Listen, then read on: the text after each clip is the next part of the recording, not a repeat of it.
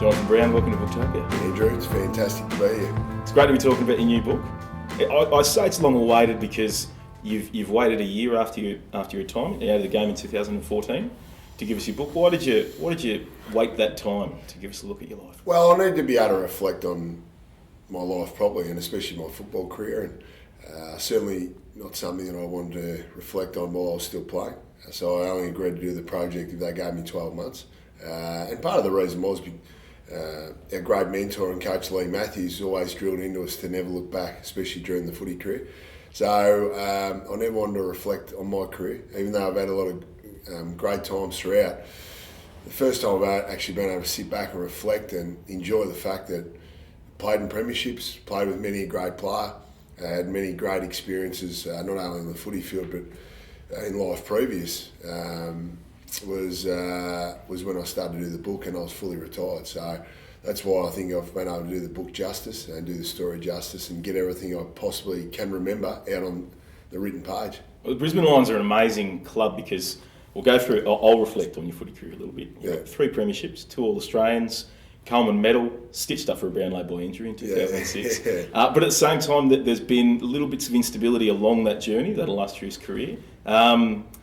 I'll ask you the obvious question. Yeah. The book has little parts about Fev and Aker. How was that writing it? Yeah, it was good. Look, it's always interesting going through and talking about teammates and your relationships, but that's an important part of the book, and I've been as honest as I possibly can remember. And certainly, there's nothing derogatory about any of the players I played with. However, certainly got to be truthful about the relationships we had, and we still have great relationships going forward. Aker was, one of the greatest players I've played with.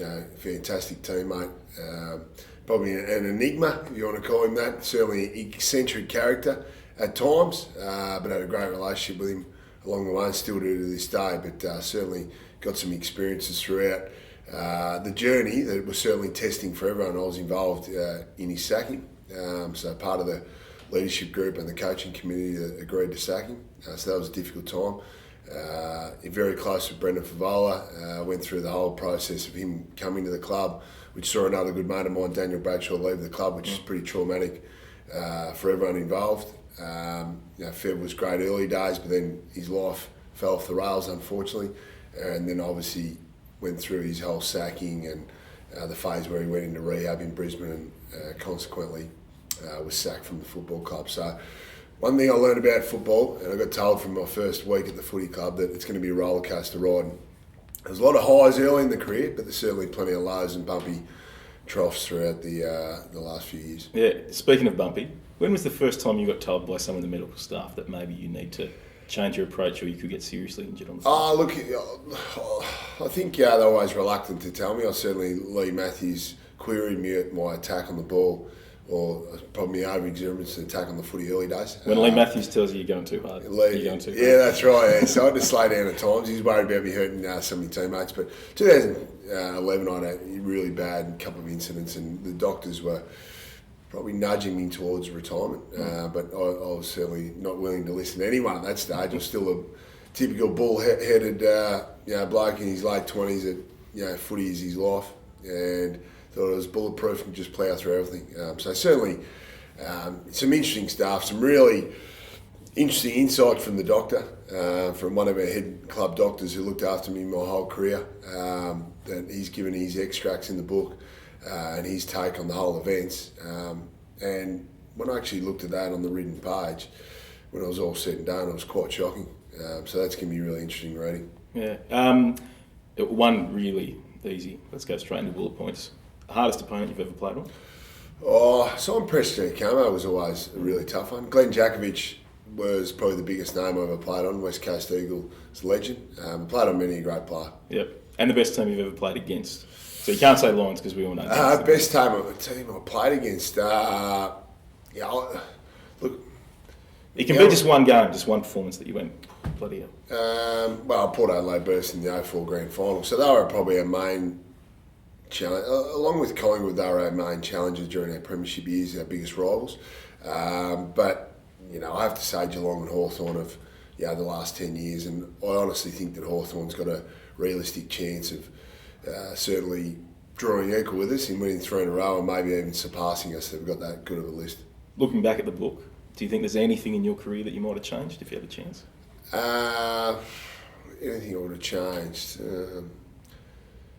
No, nothing that really springs to mind. We've all got regrets about, the way things didn't pan out. But always, honestly, the main thing I never wanted to regret about was my effort, my preparation, and giving me all for the footy club.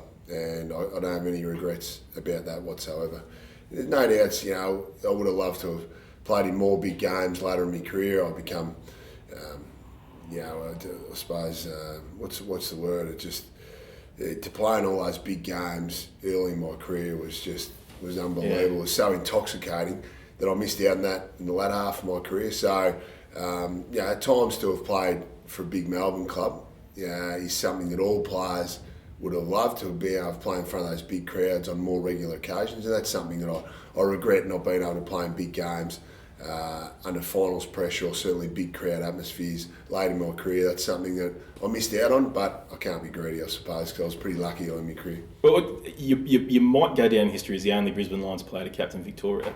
Would you like to see State of Origin come back? I would love to see it. I'm not sure where it fits in the schedule. That's the unfortunate thing. So it's hard to get players and clubs to commit to it, to allow their players, because the game is so hard these days to tack another game on top of it.